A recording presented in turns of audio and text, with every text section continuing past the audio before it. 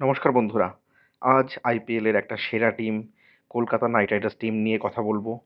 তো যদি আপনি কলকাতা নাইট রাইডার্সের ফ্যান হয়ে থাকেন, তাহলে অবশ্যই ভিডিওটি পুরো দেখবেন।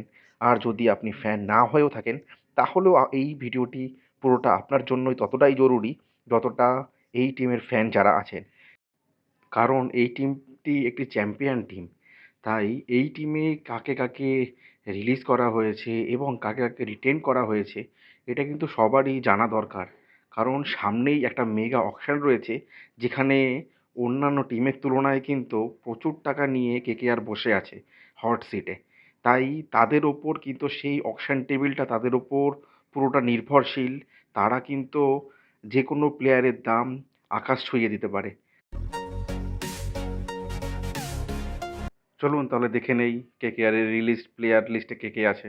প্রথমে হচ্ছে অ্যান্ড্রে রাসেল, যাকে কলকাতা নাইট রাইডার্সের ঘরের ছেলে বলা হয়। তাকেই এবার কলকাতা ছেড়ে দিয়েছে। দেখা যাক অকশন টেবিল থেকে পুনরায় তাকে আবার কেকেআর কেনে কিনা। চলুন, লিস্টে দ্বিতীয় নাম Quinton de Kock, Venkatesh Iyer, Moeen Ali, Anrich নোকেয়া, রাইমনুল্লাহ গুরবাজ, স্পেন্সার জনসন, চেতন সাকারিয়া আর লুবনিত সিসোডিয়া। চলুন, এটা তো গেল রিলিজ প্লেয়ারের লিস্ট। এবার আমরা এগিয়ে চলবো প্লেয়ার রিটেন কাদের করা হয়েছে সেই দিকে। রিটেন লিস্টের প্রথম নাম আগের বারের ক্যাপ্টেন অজিঙ্ক্য রাহানে, রঘুবংশী, অনুকূল রয়, হর্ষিত রানা, মনীষ পান্ডে, রমনদীপ সিং, রিঙ্কু সিং, রবমন পাওয়েল, সুনীল নারিন, উমরান মালিক, বৈভব অরোরা আর বরুণ চক্রবর্তী। সামনেই রয়েছে মেগা অকশন। তো সেখানে একটা বিপুল পরিমাণ টাকার অঙ্ক নিয়ে সেই আইপিএলের মেগা অকশানে কেকেআর টিম সেখানে বসবে।